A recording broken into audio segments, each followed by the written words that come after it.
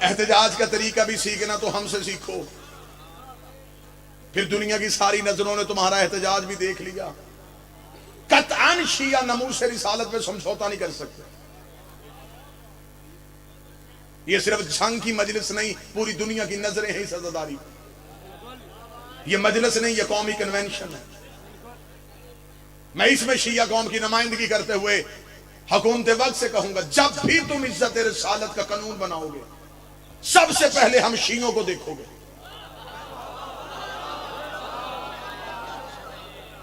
یہ جو لفظ ہے نا کہ حرمت رسول پہ جان بھی قربان ہے، اس لفظ کے بانی ہم ہیں۔ جس نے سب سے پہلے خطرے کے بستر پہ اپنے بیٹے سلائے تھے، کیا بات ہے، وہ اس نعرے کا بانی ہے۔ آپ نے تو ہمیشہ یہی کہا، میرے ماں باپ آپ پہ قربان، قربان بھی کیے تو ماں باپ بھی کیے، جان قربان کی یا ابو طالب نے یا ابو طالب کے بیٹوں نے۔ احتجاج کرنے کا طریقہ بھی ہم سے سیکھو۔ آج دنیا پریشان ہے، سکول، کالجز، یونیورسٹیوں میں بچوں کو لیکچر دیے جا رہے، بیٹا ختم نبوت پہ کانفرنس، سیمینارز ہو رہے ہیں کہ ہمارے نبی کے بعد کسی نبی کے آنے کی گنجائش نہیں، کہیں تمہیں کوئی بھلا کے بھٹکا کے کسی اور کی نبوت کا قائل نہ کر لے۔ روز سوشل میڈیا پہ کوئی نہ کوئی جھوٹا نبوت کا دعوے دار، مسلمان اپنے بچوں سے پریشان ہو رہے ہیں کہ ہمارے بچے کسی اور کو نبی نہ مان لیں۔ میں جھنگ میں کھڑا ہو کے اپنی ملت کے سامنے کہہ رہا ہوں، حضور آپ کو غیرت آنے میں دیر ہو گئی۔ آپ اس سے پہلے علی کی دشمنی میں کتابیں لکھ چکے ہیں، آپ نے ان کتابوں میں حدیث لکھ دی ہے کہ نبی نے کہا اگر میرے بعد نبی ہوتا تو وہ ہوتا۔ ہم نے کہا تھا جب ہونا ہی نہیں پھر کیوں ہوتا، تم نے لکھ دیا تھا، آج تم پریشان ہو گئے ہو۔ لیکن مجھے عزت آل محمد کی قسم ہے، شیعہ قوم ایک لمحے کے لیے پریشان نہیں ہے، کیونکہ ہمارے بچے بڑے مطمئن ہیں۔ ہم نے محمد رسول اللہ کے بعد دروازہ کھلا نہیں رکھا، ہم نے علی ولی اللہ پڑھا ہے۔ ہم علی ولی اللہ پڑھ کے دنیا کو بتا دیتے ہیں، جب علی جیسا بندہ نبی نہیں بن سکتا پھر کسی کمی کی اوقات ہی کیا۔ جو بول سکے ہاتھ اٹھا کے۔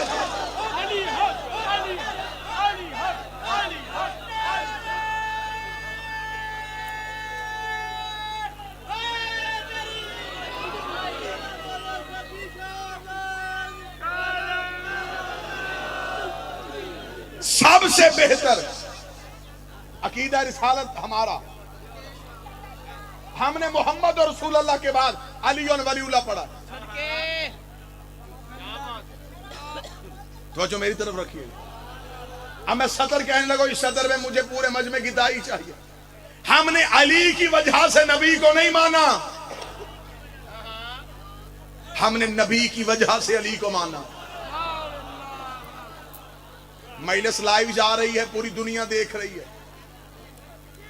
اور ہماری خوش قسمتی ہے ہمیں وہ سنتے ہیں جو کسی کو بھی نہیں سنتے۔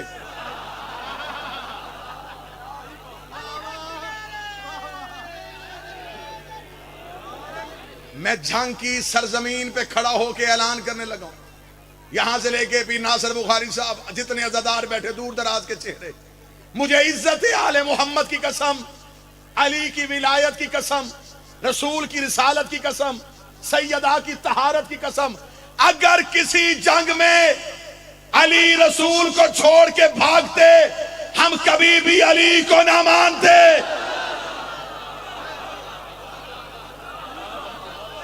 ہم نے علی کی وفا دیکھی ہے، ساری زندگی وفا۔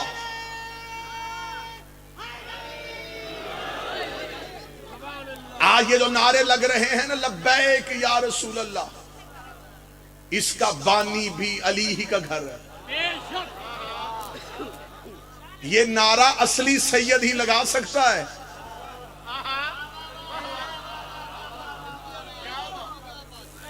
کسی غلط سید کی جرت نہیں کہ وہ لبیک یا رسول اللہ کا نعرہ لگائے اور جہاد کا حکم وہ دے جو پاؤں پہ کھڑا ہو سکتا ہو۔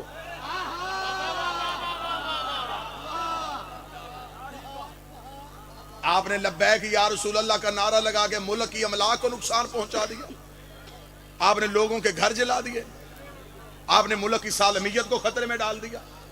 یہ شیعہ قوم بڑی مہذب ترین قوم ہے، احتجاج کرنا تھا ہم سے احتجاج کرنے کا طریقہ ہی سیکھ لیتے۔ لبیک یا رسول اللہ کہہ کے گھروں سے نکل کے بازاروں میں آئے، کسی کا گھر جلا دیا، کسی کی دکان کا شیشہ توڑ دیا، کسی غریب کی موٹر سائیکل جلا دی، کسی کی گاڑی کا نقصان کر دیا۔ اتنے سال ہو گئے ہیں میری قوم کے ماتمی لبیک یا حسین کہہ کے پوری رات مارکیٹوں میں رہتے ہیں، پوری رات بازاروں میں رہتے ہیں۔ دکاندار مطمئن ہو کے گھر سویا رہتا ہے، اسے پتا ہے حسینی کبھی چور نہیں ہوتا۔ ہائے ہائے ہائے، اسے پتا ہے حسین کا ماتمی۔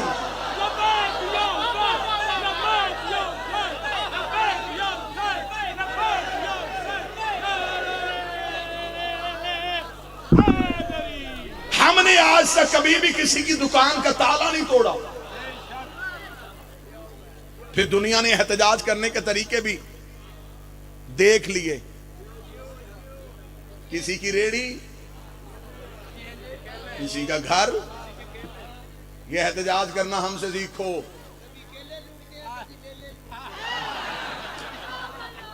یہ سارے ہی مولوی کے چیلے لوٹتے ہیں۔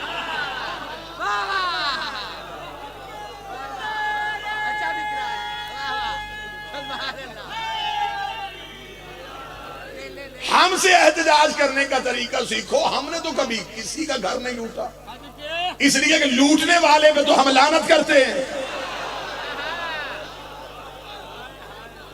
تم کہاں سے شروع ہوئے کہاں تک آ گئے؟ تم کھجوروں کے باغ سے شروع ہوئے ہو۔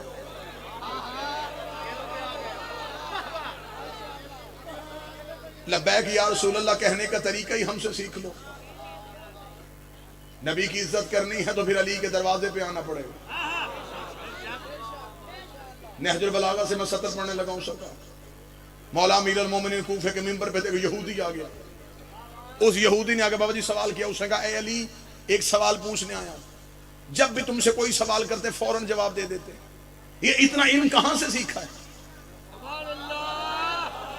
یاد رکھیے کہ سوال کرنے والا یہودی ہے، نہ وہ نبوت کا قائل ہے، نہ وہ امامت کا قائل ہے، نہ وہ اللہ کے دیے ہوئے عہدوں کا قائل ہے۔ اس نے مولا علی سے آ کے صرف علم کی وجہ سے سوال پوچھا۔ اس نے کہا اے علی جو بھی سوال پوچھے فوراً جواب۔ یہ سب کچھ کہاں سے سیکھا ہے؟ بابا جی میرے بادشاہ کہہ سکتے تھے کہ میں امام ہوں، میری گھٹی میں علم ہے، میرے سینے میں علم ہے۔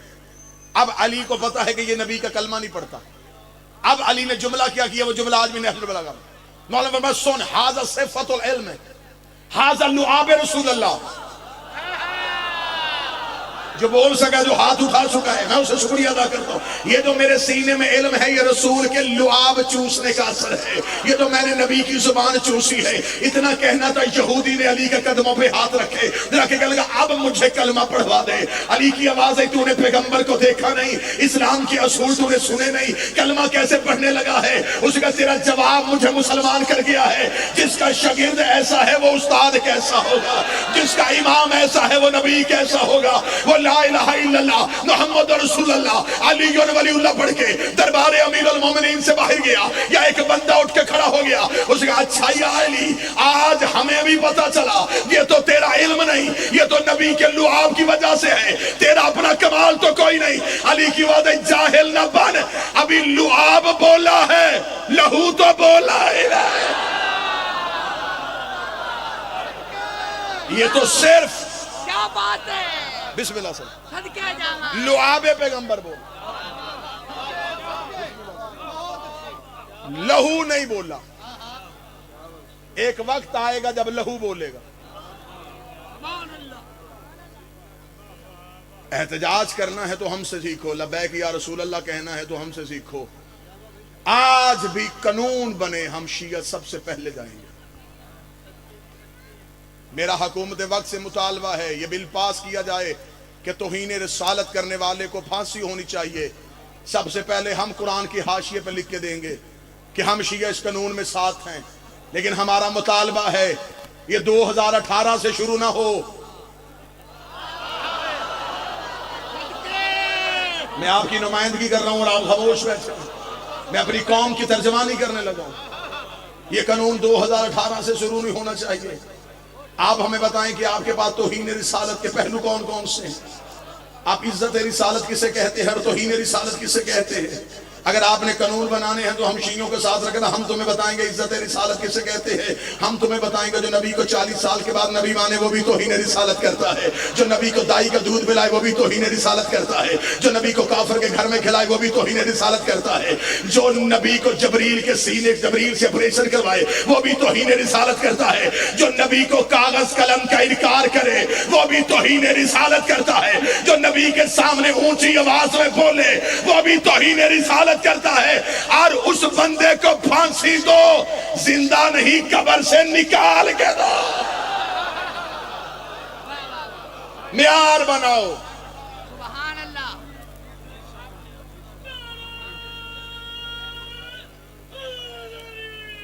یار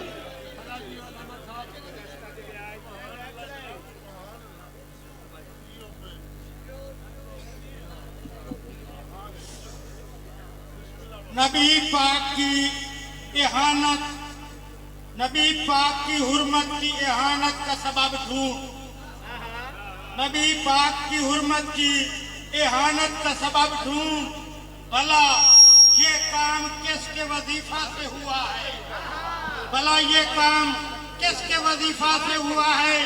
کبھی نسیان کی تہمت، کبھی ہذیان کا حملہ، اس جرم کا آغاز تو ثقیفہ سے ہوا ہے۔ نعرہ حیدری! آؤ بس آخری جملے بابا جی تشریف لے آئے۔ ٹھیک 2 بجے انہوں نے کہا تھا، ٹھیک 2 بجے انہوں نے کہا تھا کہ ممبر پہ جائیں، میں ابھی آ رہا ہوں۔ بابا جی تشریف لے آئے، ان کی دعا شامل حال ہو گئی۔ بس آج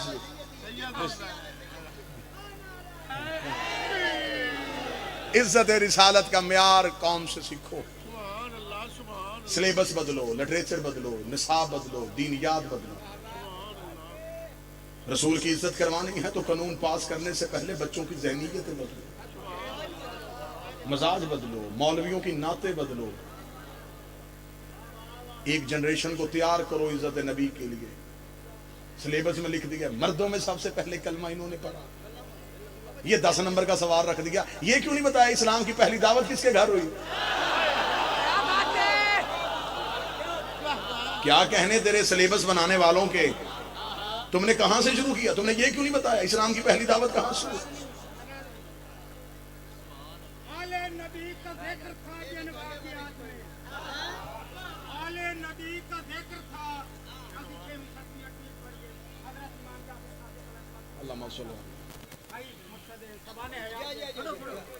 آل نبی کا ذکر تھا جن واقعات میں، وہ واقعات ملتے نہیں دینیات میں، اور جن کے نام پہ بھیک بھی مانگتا نہیں فقیر، جن کے نام پہ بھیک بھی مانگتا نہیں فقیر، وہ نام شامل ہو گئے ہیں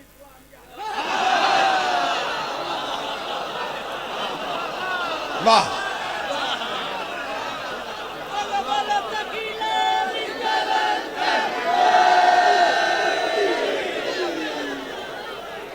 شاعری اچھی ہے، رومال خطرناک ہے۔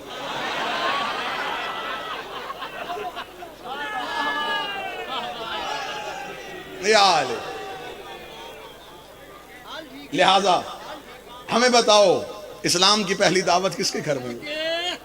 بسم اللہ امیر مفتی، اسلام کی پہلی دعوت کس کے گھر میں ہوئی؟ بس آخری سطرے کہوں گا، یہی ممبر چھوڑ۔ مولوی کہتے ہیں حضرت ابو طالب کے گھر میں، لیکن انہوں نے کلمہ نہیں پڑھا۔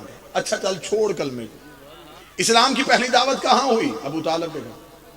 ابو طالب کا گھر کہاں تھا؟ مولوی تو ایک چھیڑے گا، ہم 100 چھیڑیں گے۔ ابو طالب کا گھر کہاں تھا؟ مکہ میں۔ سردار صاحب، اللہ کا اپنا گھر کہاں تھا؟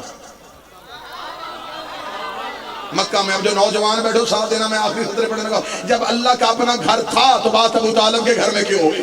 جب خدا کا اپنا گھر تھا تو بات ابو طالب کی حویلی میں کیوں ہوئی؟ تجھے 1400 سال کے بعد پتہ چل گیا کہ ابو طالب نے کلمہ نہیں پڑھا. کیا خدا کو نہیں خبر تھی کہ ابو طالب نے میرا کلمہ نہیں پڑھنا؟ خدا کہتا میرا محمد میری بات ہے میرے گھر میں ہونی چاہیے، لا الہ الا اللہ کی بات ہے میرے شہر میں ہونی چاہیے، محمد رسول اللہ کی بات ہے میری چار دیواری میں ہونی چاہیے. بات اللہ کی دی ہو ابو طالب کے گھر میں رہی ہے، بات رسول کی دی ہو ابو طالب کے گھر میں رہی ہے. جب ہم نے مولوی سے پوچھا وجہ کیا تھی، اس کا مجبوری تھی، تب اللہ کے گھر میں یہ دعوت ہو نہیں سکتی تھی کیونکہ اللہ کے گھر میں بت بڑے تھے، کعبہ میں بت بڑے تھے، کعبہ میں بت بڑے تھے. ڈوب کے مر جا، تو مان گیا.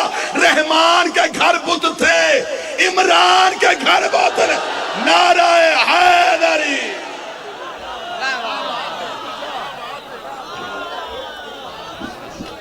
سید الذاکرین اکاسِ غم جناب سید علی رضا شاہ عابد، اور ان کے بعد سید الذاکرین مؤذن ولایت علی جناب پیر سید سجاد احمد شاہ افچاک شماری سیدہ، اور ان کے بعد سید الذاکرین اکاسِ غم جناب سید محمد